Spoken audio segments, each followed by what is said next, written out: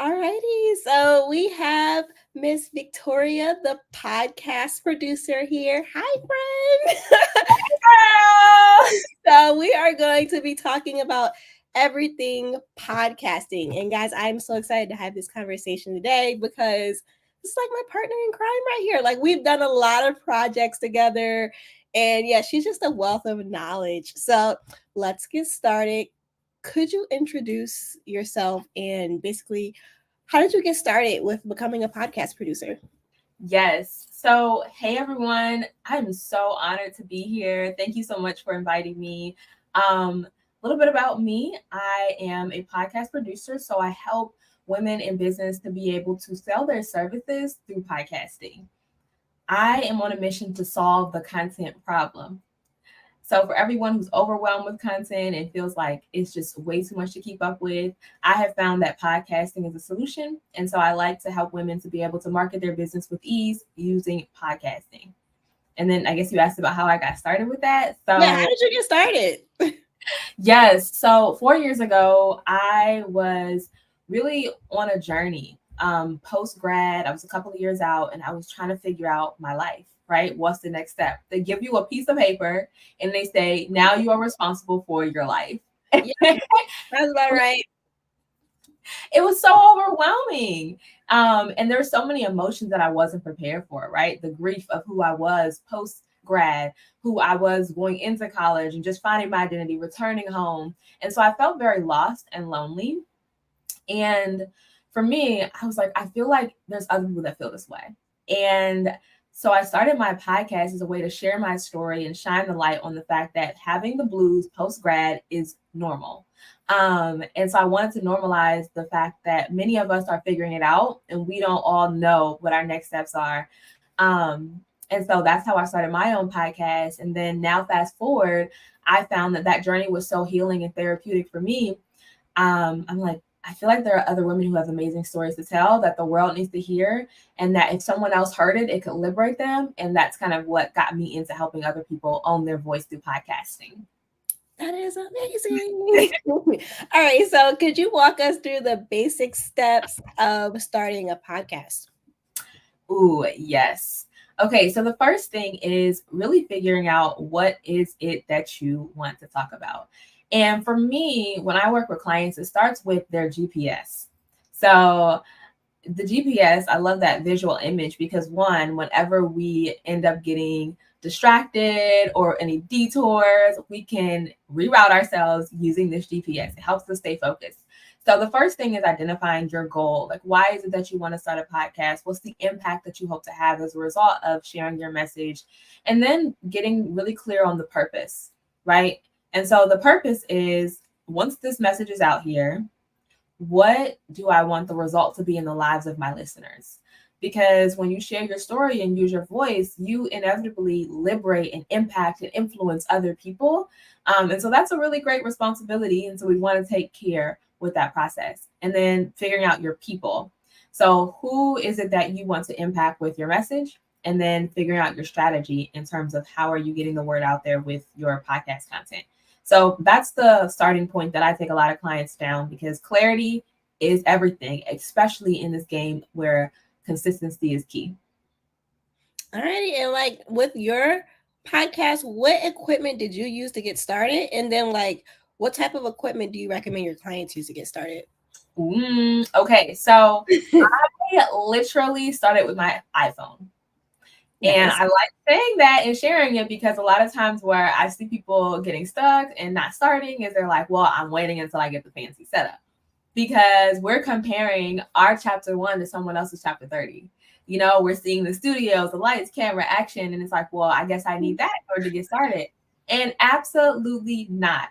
Perfection is not a prerequisite for impact. I started with my iPhone. I had an impact with my iPhone. I grew my audience with an iPhone. And so I like to really encourage my clients to start simple, because when you start simple, you're less likely to give up. And because sometimes when we overcomplicate it, we end up delaying and procrastinating. So starting simple. Yes, especially when you're creating content at scales, guys, like just use the easiest thing to get started. Like right now, even with live streaming, I'm using my laptop. I don't have a laptop and a ring light. I don't have my microphone set up. I don't have my webcam. I have the equipment to do it, but I just rather not. All right. So how important is it to choose a specific niche when you're starting a podcast? Like, do you think that's important? Is that something that you really need to do? I love this question because a lot of times we narrow our niche to what we do, but who we are is very complex, it's very layered. And so I think it's important to understand the niche is you. You are the niche. And so you can share your personal, you can share your business, all of you should be brought to the table because in actuality, what's going to attract your most aligned audience is your authenticity. Your story is the secret to you standing out in a saturated market. Who you are and your unique quirks is what's going to allow people to say, oh my goodness, that's the person that I love following, I relate to, I engage, they're engaging with because they're connected to you as a person. So I think that you have to define the niche as who you are and get clear on what you bring to the table.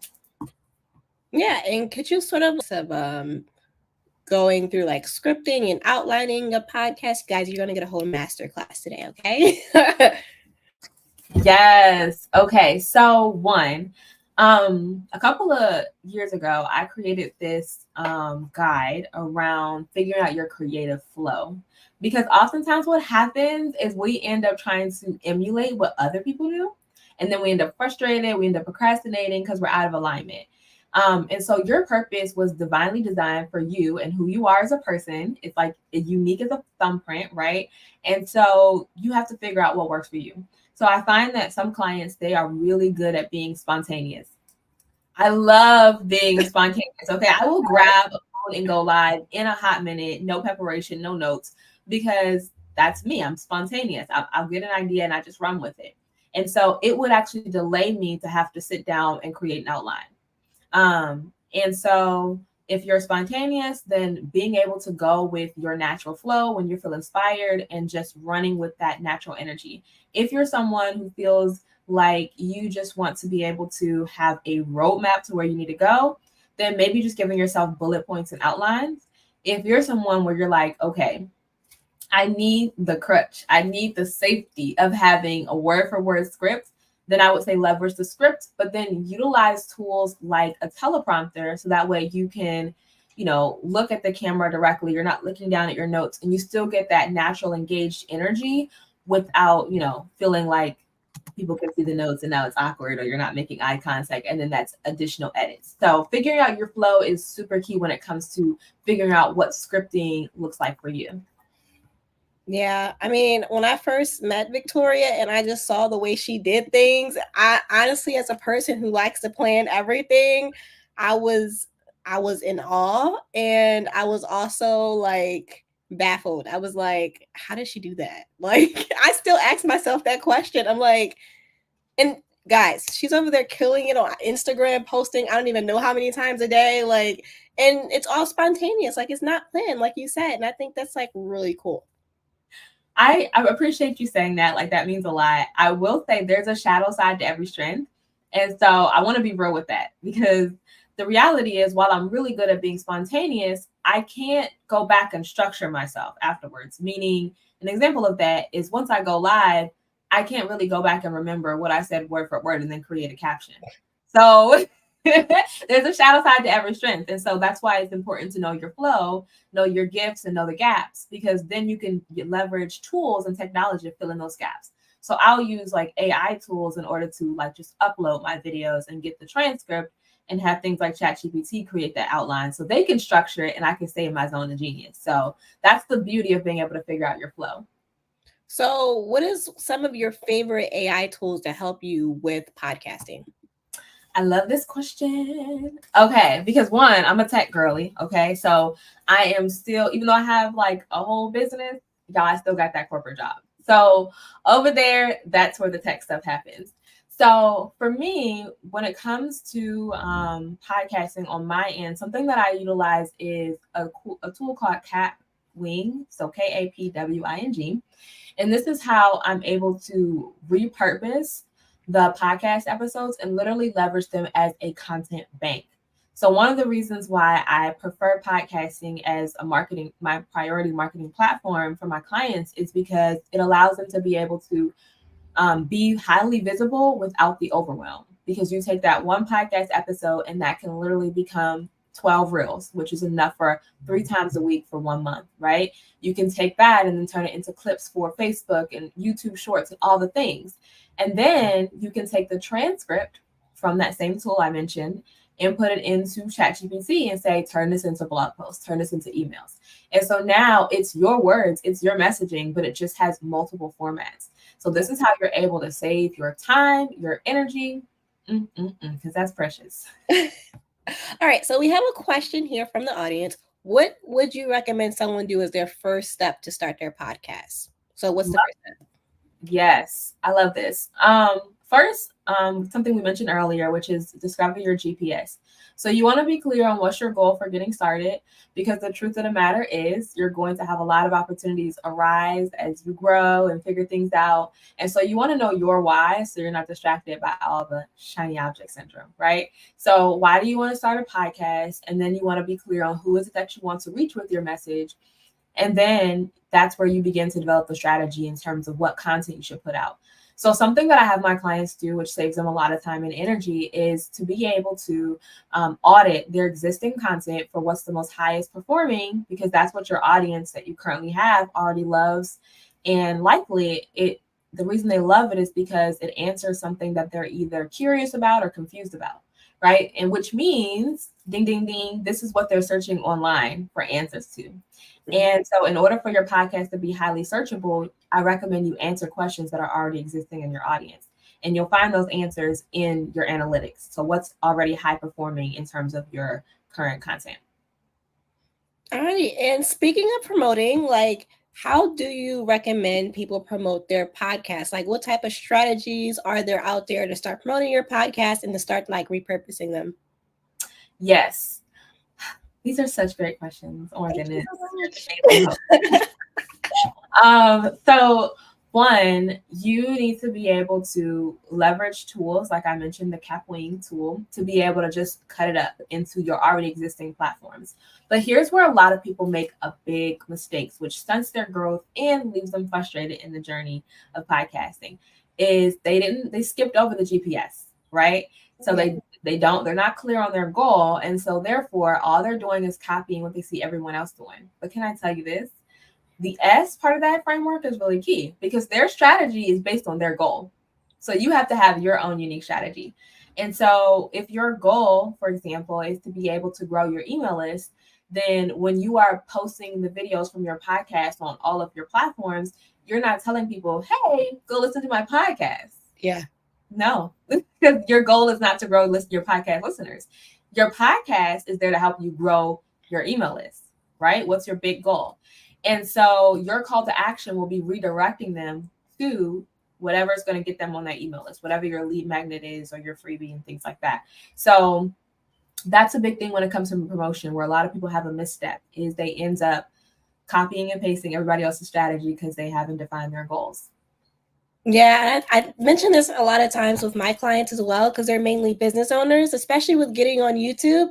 It's like sometimes, content creator versus like business owner, right? So what type of call to action should we be doing? Are we here to sort of like be playful, or are we sort of here to make money? So it just, honestly, it depends on your goals. So another question that we have is, there are so many platforms. So should be YouTube? Should you put on an actual podcast platform when you start? Like, it can be so overwhelming. How are we going to navigate that? Yes, I love that you're acknowledging the overwhelm, because it's real, okay? Because every time we turn around, it feels like the analytics change. There's a new popular platform and all the things. And so that's why I always start with the goals, the GPS, because your goals will inform your strategy, which informs the steps that you're taking, the platforms you're choosing, and all the things. And so when you look at, and the value of podcasting is that, again, you have a content bank to withdraw from. And so I want to break this down to make it make sense. So I'm taking 20 minutes to record one podcast episode, but I'm recording it as a video. That's going to give me the highest repurposing return on my investment, right, of time and energy. So I'm taking 20 minutes, I'm recording that podcast episode, and then I'm able to leverage AI tools to chop it up for any platform of my choice. And so now all I'm doing is recording that video and then taking 10 to 15 minutes to schedule that for an entire month. So that's going to really reduce the overwhelm. And I found that my clients feel like marketing is a lot less stressful and it feels a lot less, messy in terms of like, where do I start? When we start from just choosing that one primary platform and then repurposing from there. Yeah. And about like posting, like what type of posting schedule do you usually recommend people start with? Like how many times a month do you recommend they post on their podcast? Love this question. And one thing you'll find with me is I am not a one size fits all person. Okay. I don't believe in it. I think you should really be realistic with where you can start. And so the reason why this works, even with podcasting, is because you're able to repurpose it, which means you have multiple touch points. So a lot of times we feel guilty when we are, okay, I'm posting one time on Instagram and that's it. And then we're like, well, now I feel like I'm ghosting my audience. And then I'm coming back and asking them for money, but I haven't talked to them all month, which again makes sense because marketing is a relationship. So the feelings that you have about ghosting your audience is it's natural. However, podcasting solves that problem because my goal if your goal with podcasting is to be able to monetize it by selling your services, you're not abandoning your audience by posting once a month because they're able to have multiple touch points with you because you're chopping up that content and now you're engaging with them, let's say 3 times a week on Instagram through these reels, right? And then you're also engaging with your VIPs, your very interested people in your email list 4 times a month, right? Once a week, they're getting an email from you. And so you have multiple touch points. And so it takes the burden off of, oh my goodness, I have to do so much when it comes to marketing. Yeah, I remember when I had a podcast and I literally just wanted to drive traffic to my website. And this was only about a year and a half ago. So I would literally chop like 2 to 3 clips up every single podcast. And then also like that reminder graphic, like, hey, new episode. And that promoted the podcast itself. Like I was consistently gaining new viewers. And yeah, that's actually how we met. So I posted and like she was like, wow, can we talk about this? And I was like, sure. Okay, another question. Do I need to post the reels on all platforms by using each app? Is there a way we can post videos in multiple places at one time? It gives me a headache thinking about posting on 5 different areas. Yes, that's such a good question. And so one thing you'll learn about me is I am all about efficiency. Okay. I'm not here to waste time. And so that is literally how I coach my clients. When I'm talking through a goal, I'm like, okay, so what's the most efficient way we get this done? And so when it comes to your content, I believe you should be scheduling. And so one of the like scheduling cadences that I wrote out for a client a couple of weeks ago was spend 20 minutes on, let's just say, a Monday recording the podcast episode. All right, I done did my thing for the day. 20 minutes done, right? And then you take the next day, let's say that's Tuesday, and then you sit down and you input that into the AI tool to chop that up. They're doing the work. You're not doing the work. The video has now been chopped up. Okay, now you have 12 reels that are all ready and set to go. And then maybe that day, if you're feeling energized, you can then schedule them, right? And scheduling can take, like, let's just say 15 to 20 minutes, depending on if you have to write a caption and all the things. And now, Monday, Tuesday, guess what? You're done. And you're not done for the week. You're done for the month because one podcast episode can literally complete your content calendar for the month. So I think this is one of the things that allows us to not feel the frustration and overwhelm because it's really real. But 9 times out of 10, it's because we don't have a system to support the goal. Yeah. I hate scheduling so much. All right. How can podcasters effectively tell their personal stories or the stories of others?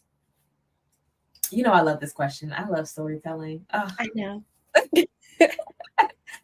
Okay, so there's a framework that I walk my clients through inside of my program. And so, because one of the things is with storytelling, there are a couple of things that we do which makes it feel awkward.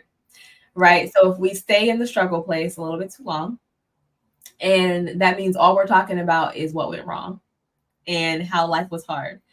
And so while your audience may relate to that, they're not moved to trust you as an expert or to invest money in you, because now it sounds like we're at the same place.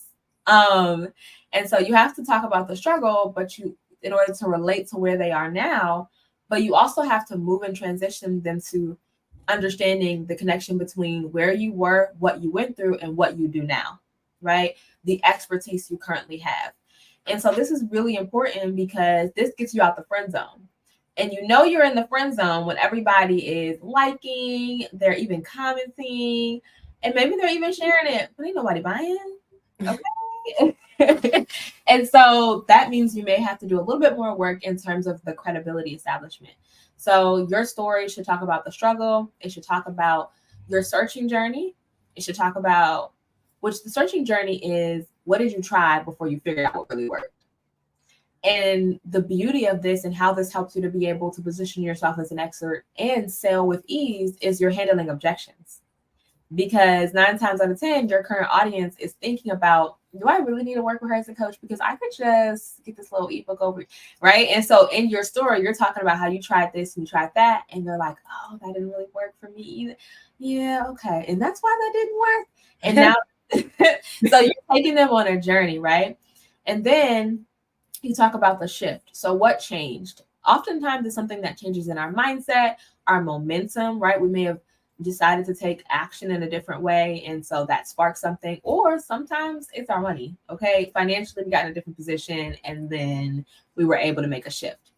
And then you talk about your solution. So what are you doing now that is working, right? What's your framework, your methodology that you discovered through that story journey that led you to where you are now, and that's getting you results for your clients? And this, on the flip side, is also the framework that you utilize when you're interviewing your clients on your podcast, when you're interviewing guests on your podcast. You are walking through their story, highlighting the shift, the search, the struggle, and the solution as well. Wow, I feel like that was such a gem right there. You just completely explained like the storytelling aspect. Okay, so how do you handle sort of like the technical challenging in podcasting? Like what, I know you said that you use your phone, but like what software and tools do you recommend? Yes. So everybody's setup is different. For me, I like to make sure that I'm helping my clients to maximize what they already have. Again, the more barriers there are, the more we're complicating it, the less likely we are to do something. So if we're like, okay, I need to go buy all this fancy stuff, well, now I'm going to have another excuse because that money was already for something else. So I'm going to just wait until maybe my paycheck in September. And then, so it's like, I like to make sure that it's as simple as possible. So I use what clients already have. For instance, I was on a call with a client a couple of days ago, and we were talking about their in-home studio setup. And I was like, girl, your camera is crystal clear. Okay. Are you on your desktop? All right, cool. Well, this is what we're going to be using for you recording. Okay. Because you don't need to go buy anything else. You need to use what you already have. Plus you're already comfortable recording this way because we're on Zoom weekly. So let's use what you have. And so I just advised her to use her Zoom and then take the video and upload it into Kapwing and just chop it up, because simple, easy, her quality was already seamless. So using what you have is the best method. Okay, and I know you mentioned Kapwing, but is there any other tools or software that you recommend for editing podcasts? That's really the tool that I use. I'm literally obsessed with that thing. I use it for everything.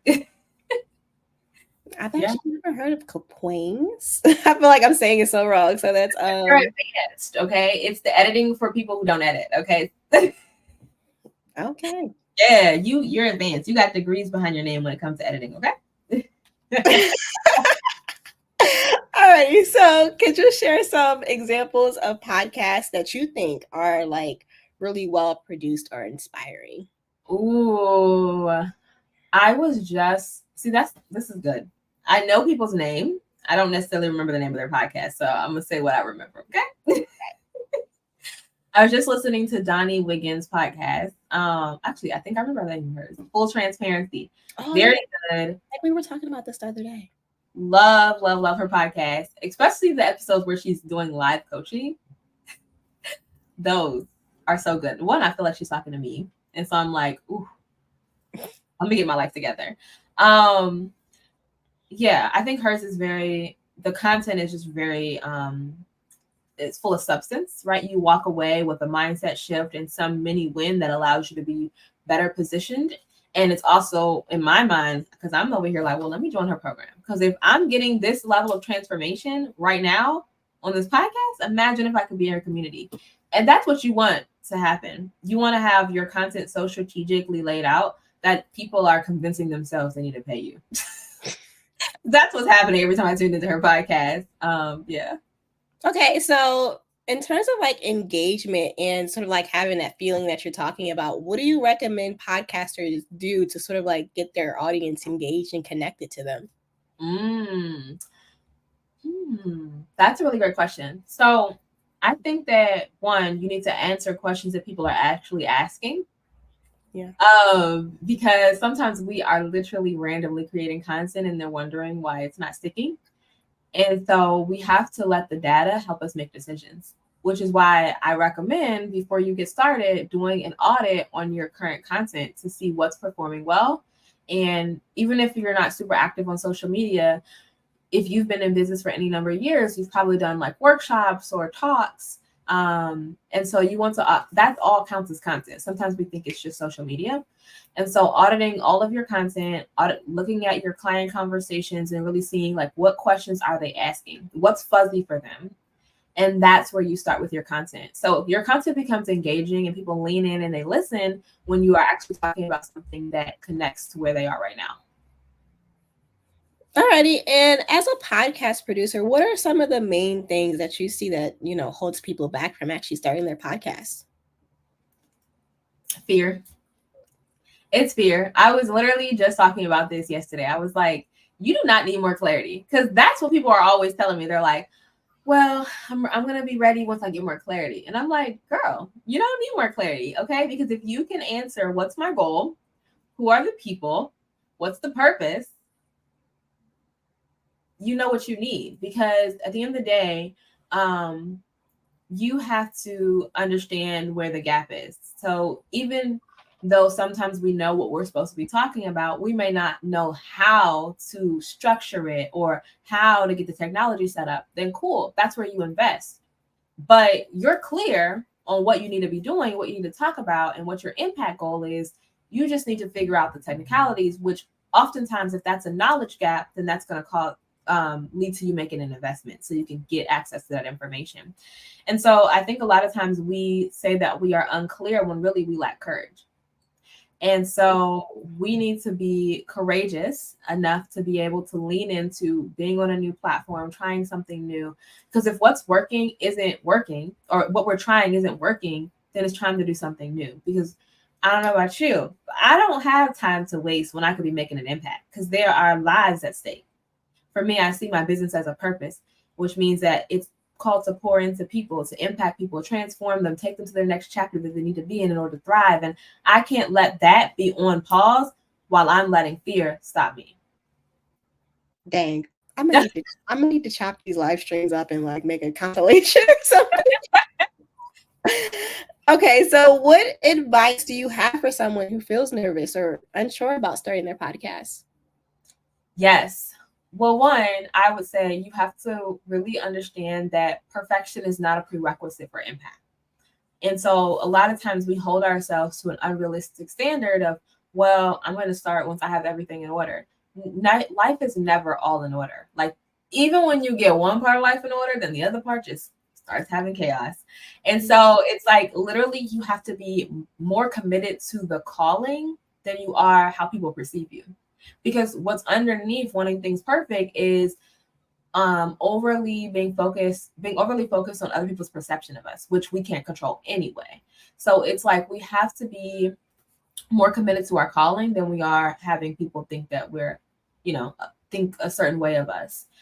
That's the first thing, perfection, like letting that thing go. The other thing is understanding that there is value to your voice. And so you have to understand that the message that you have in your heart that you're feeling called to share is literally going to transform someone's life. And so that has to be a priority. When we make it so much about ourselves, one of my friends said this the other day on a live conversation. She was like, when she stopped making her podcast about herself, it became a lot easier to be consistent. Yes, make it about the viewers. Got it. Okay, so I feel like you're flying through these questions super quickly. So I think I have one last question. And if you guys have any questions, please comment them in the comments and she will answer them. But what trends do you see in the podcasting industry? And how can new podcasters stay ahead of the curve? Well, let me say this. Unpopular opinion. Stop trying to be ahead of the curve. Okay? Where you are is great. Where you are is great. When we get so caught up in trying to emulate, we stop trying to imagine. When you get caught up in trying to emulate, you stop imagining. And so you can't be so caught up in someone else's calling, the vision on their life, their strategy, that you're not receiving divine downloads about where you're supposed to be, because that's a distraction. And so I think I know I've said this a lot, but it's because this is the foundational thing that I think a lot of people skip over, which leads to the overwhelm and the frustration and the giving up. And I'm going to throw this whole podcast away. Okay. And this is because we do not have our GPS. So you have to have your goals, your purpose, your people, your strategy, and let that be the guiding force for the decisions you're making, the directions that you're taking, and where you see yourself heading. Because everybody else, they're on their own course of purpose, but you have to know you were called to this thing, which means there's a plan for you. Wow. Well, thank you so much. We have a comment here. It says, hello, ladies. I can't stay for this live. I want you to know I value this conversation. Looking forward to the replay.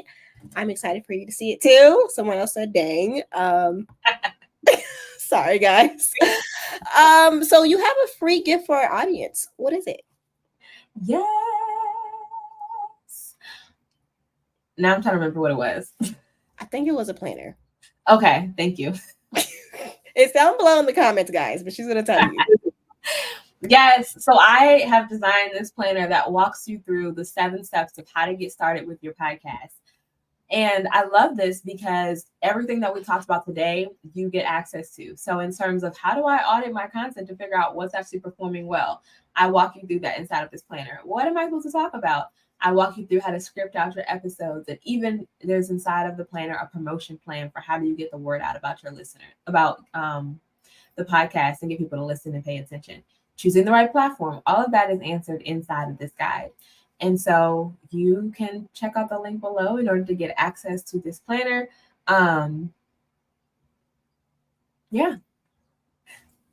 Yeah, this live was great. I want to thank everybody who stayed the whole time. There was a few people that actually stayed the whole time during the live. Thank you so much. And yeah, I'll see you guys tomorrow. Bye.